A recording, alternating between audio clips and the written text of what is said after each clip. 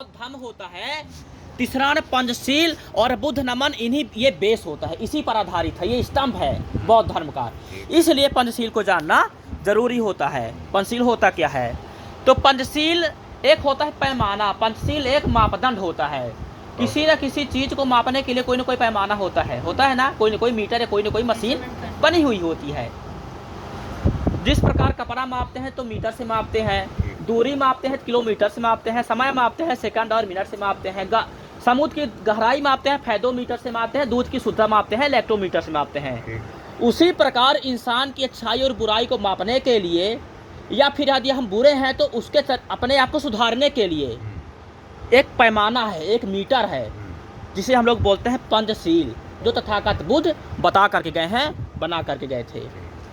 तो पंचशील में 5 सिद्धांत होते हैं। वैसे सील तो 227 है, टोटल सील 227 है, लेकिन पंचशील को बेस माना गया है। पंचशील मैन होता है जो 5 सीलों का पालन कर लेगा, वो संविधान के किसी भी धारा के खिलाफ वो काम नहीं कर पाएगा।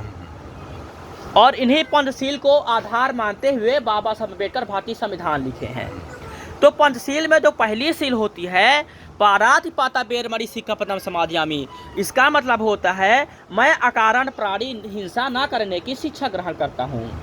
यानी यदि हम किसी को जीवन दे नहीं सकते हैं तो जीवन लेने का हमें अधिकार भी नहीं है। यानी कि जीव हत्या नहीं करना चाहिए, मुर्गा मछली आदि नहीं खाना चाहिए, जीव की स्वाद को मिटाने के लिए नहीं खाना चाहिए।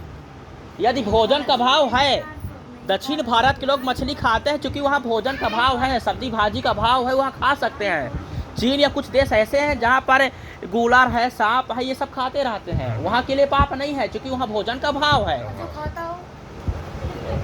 जो यहाँ खाते हैं ना, यहाँ भाव तो नहीं है। यहाँ आसानी से चावल है, गेहूँ है, सब कुछ उपलब्ध हो जाता है, फिर भी जो लोग खाते हैं वो पंचशील के खिलाफ है। जो खाते हैं तो उनको नहीं खाना चाहिए। इसी को बोला जाता है मैं कारण प्राणी हिंसा ना करने की शिक्षा ग्रहण करता हूँ, अर्थात अपनी जीव के स्वाद को मिटाने के लिए मुर्गा मछली आदि नहीं खाना चाहिए। इलाहाबाद में हम गए, थोड़ा आप हाँ बिल्कुल बात करें, बिल्कुल बिल्कुल। जैसे इलाहाबाद में हम गए, भंते जी से मुलाकात हमारी हुई, मतलब वहाँ जहाँ ये कर्मकांड करवाते हैं ना कि हाँ समझ गए।